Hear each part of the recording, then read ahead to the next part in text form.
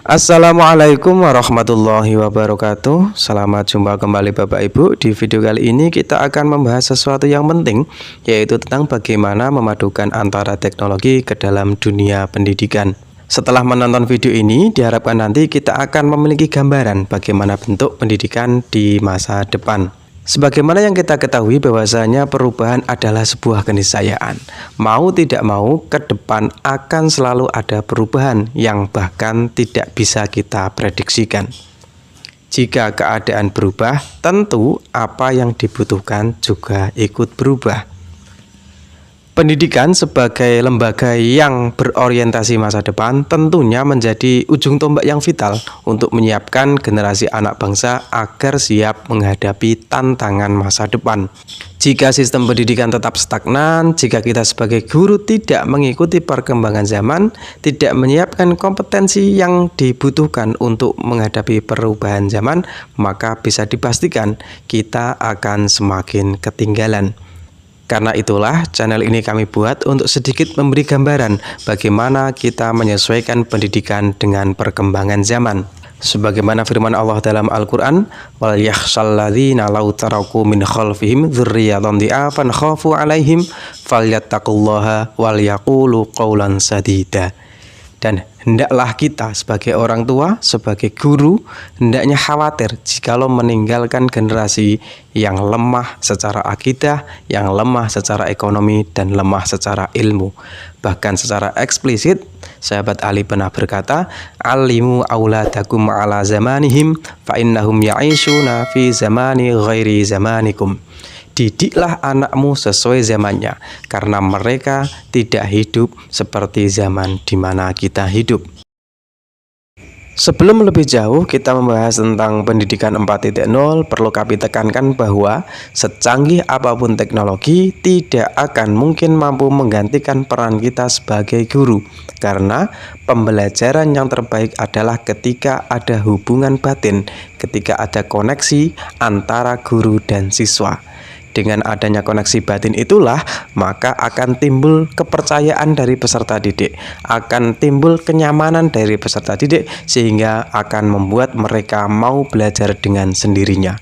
Sehingga harapan utama kita bisa terwujud, yakni terciptanya para pelajar yang menjadi pembelajar sepanjang hayat. Karena belajar tidak hanya ketika di sekolah, tapi setelah lulus sekolah mereka mau dan butuh akan sebuah pembelajaran. Sebagaimana sabda Nabi, "Ut'alubul ilma minal mahdi ilal lahdi", bahwasanya belajar itu sampai liang lahat. Kita mulai pembahasan materi kita, yakni mengenai pendidikan 1.0 hingga pendidikan 4.0. Kita nanti akan tahu di mana posisi kita sekarang. Karena pembagian ini bukan berdasarkan masanya, bukan berdasarkan tahun ini sampai tahun sekian adalah pendidikan 1.0, tahun ini sampai tahun ini adalah pendidikan 4.0, bukan. Tapi pembagian ini berdasarkan karakteristik serta ciri-ciri yang dipakai di dalam dunia pendidikan tersebut.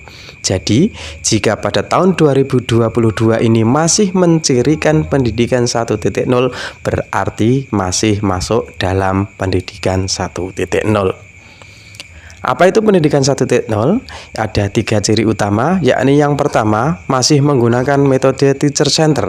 Artinya guru adalah sebagai satu-satunya sumber belajar, di mana peserta didik hanya sebagai penerima materi yang pasif.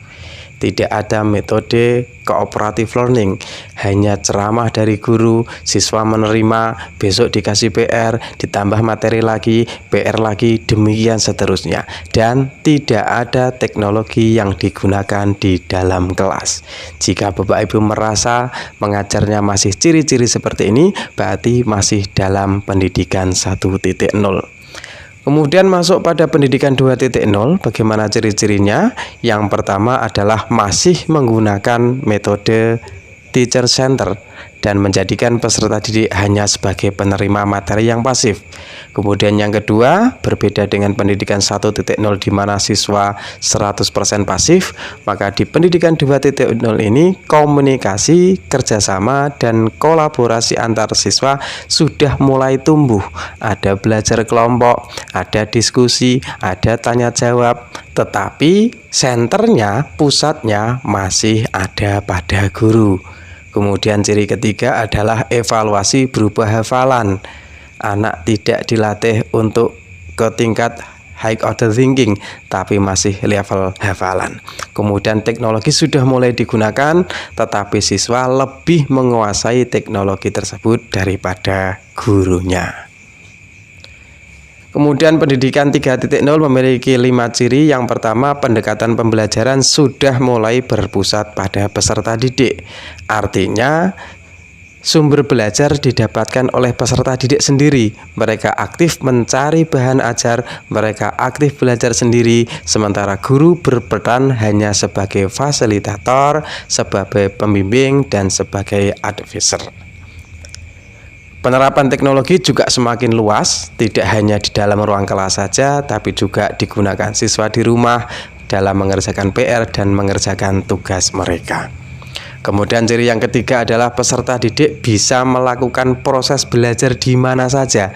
Karena sudah ada internet, sudah ada teknologi, mereka bisa belajar di rumah, bisa belajar di luar kelas, dan tentunya juga belajar di dalam kelas.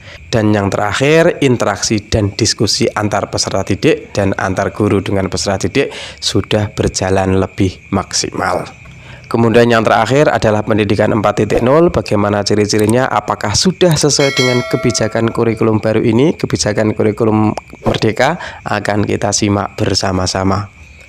Ciri yang pertama adalah pembelajaran berpusat pada peserta didik, memberikan kesempatan bagi peserta didik untuk belajar sendiri sebagaimana minat dan kecepatan belajarnya masing-masing. Kita tahu semua peserta didik memiliki prasyarat yang berbeda-beda, memiliki minat dan bakat berbeda-beda, maka dalam pendidikan 4.0 pembelajaran dilakukan sebagaimana minat dan kecepatan belajar masing-masing individu. Kalau kita lihat poin ini memang sudah sesuai dengan kurikulum Merdeka, karena dalam kurikulum Merdeka ada fleksibilitas. Siswa boleh memilih mata pelajarannya di tingkat SMA dan guru juga bebas menentukan model pembelajaran yang dilakukan. Kemudian ciri yang kedua, pembelajaran mengembangkan kemampuan peserta didik menggali sendiri pengetahuannya, baik itu dari internet maupun dari lingkungan sekitarnya, sehingga akan tercipta tujuan utama kita sebagai guru, yaitu membentuk siswa yang memiliki karakter pelajar sepanjang hayat, sehingga setelah selesai sekolah mereka tidak berhenti belajar, tapi sudah kecanduan akan pentingnya belajar, kecanduan akan pentingnya ilmu pengetahuan. Mereka bisa belajar dimanapun, apalagi sekarang zaman 4.0 bisa belajar melalui media-media online.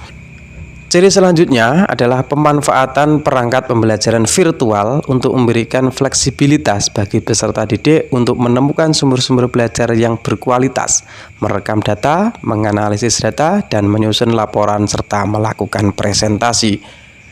Artinya pembelajaran tidak hanya sekedar di kelas, tapi bisa memanfaatkan teknologi, bisa memanfaatkan internet, tidak terhalang oleh jarak, bisa melakukan pembelajaran di mana saja. Kemudian ciri selanjutnya adalah menekankan belajar hand-on melalui metode pembelajaran yang dinamakan Flipped Classroom. Flipped Classroom ini adalah kebalikan dari pembelajaran konvensional, di mana kalau pembelajaran konvensional itu siswanya pasif, gurunya memberikan materi pelajaran. Kalau Flipped Classroom adalah siswa belajar terlebih dahulu tentang materi sesuai dengan modul yang diberikan oleh guru. Kemudian setelah anak memiliki prasyarat minimum untuk pembelajaran tersebut, maka guru tinggal menambahkan, tinggal mengevaluasi dan diskusi bersama-sama tentang materi yang sudah dipahami oleh siswa. Ciri berikutnya adalah mengembangkan soft skill siswa seperti berpikir kritis, kreativitas, dan juga pemecahan masalah, khususnya pemecahan masalah otentik dan non rutin. Kita tahu bahwa skill itu ada dua, yang namanya soft skill dan juga hard skill. Kalau hard skill adalah kemampuan teknis seperti bisa mengetik, bisa menghafal pelajaran, tapi kalau soft skill adalah sikap yang dimiliki oleh siswa, seperti bertanggung jawab, berani mengungkapkan pendapat, itu nanti akan dikembangkan di pendidikan 4.0. Kemudian ciri selanjutnya adalah kolaborasi dan dalam interaksi sosial sebagai pendekatan utama yang digunakan dalam pengembangan kompetensi, memperkenalkan budaya kerja di dunia industri dan dunia kerja di abad 21.